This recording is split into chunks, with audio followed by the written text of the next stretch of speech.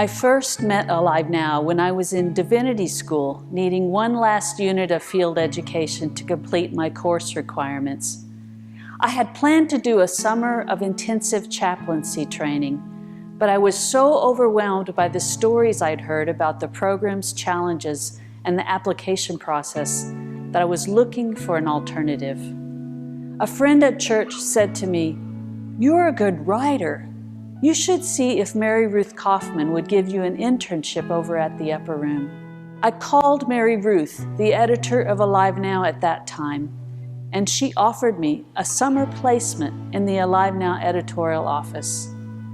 When I arrived there, I was crossing a threshold I didn't know would lead me to my life's work in publishing.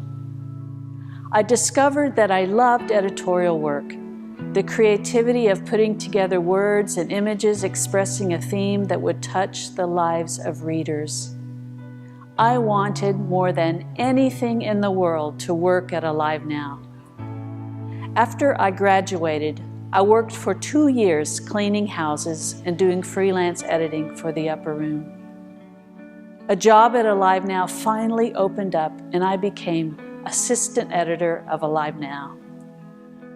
I've worked in one way or another with the magazine for my entire career at the Upper Room. And now we all face a new threshold together. Alive Now's publication is ending with the March-April 2017 issue. We are being called to consider that God is doing a new thing through the Upper Room. We're invited to trust that the spirit of this publication can be transformed using new technologies to meet the needs of more people like us who are hungering for a sacred way of living. As people often feel in times of loss and change, I'm filled with a mix of emotions. I'm deeply sad that this resource which has nurtured me, challenged me, formed me is coming to a close. I'm also deeply grateful that I have had the chance to be a part of this magazine for so many years.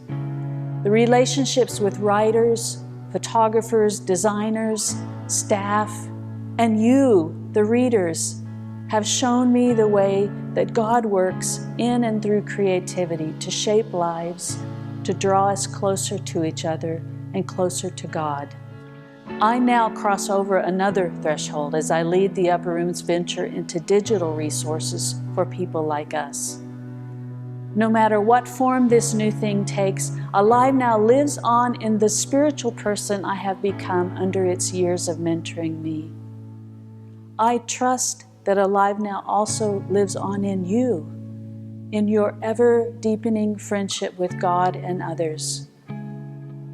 May the Spirit that formed us in Alive Now continue to guide our journey into the heart of God.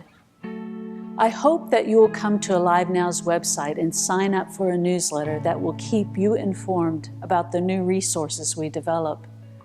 There's also a survey that we hope will tell us what you want and need from us as we discern the directions we will go. And we have a place for you to tell us your Alive Now stories. How did we meet? What has Alive Now meant to you? Let me give you a blessing as together we begin the next part of our journey. Bless this journey.